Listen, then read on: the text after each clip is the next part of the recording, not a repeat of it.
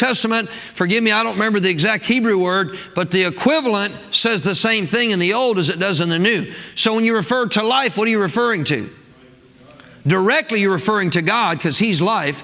And also you're referring to the life as God has it, that He wants you to have. Right? Death came as a result of Adam's one sin. Remember this morning? Because of that transgression, death came. What came? Separation from God and the kind of life as God has it. Because they immediately got kicked out of the garden. Right?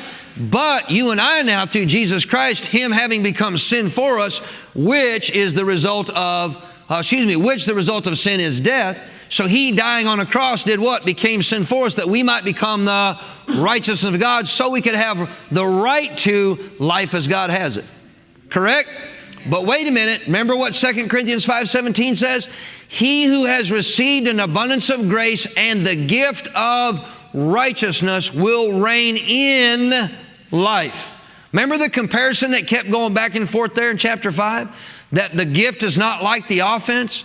Because when the offense came, death reigned over man. You didn't have a choice.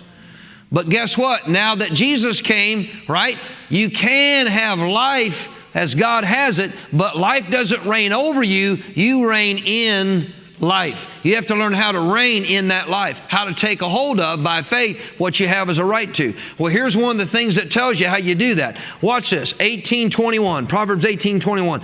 Death and life are in the power of the tongue, and those who love it, or in other words, speak consistently death or life, guess what? They're going to eat its fruit.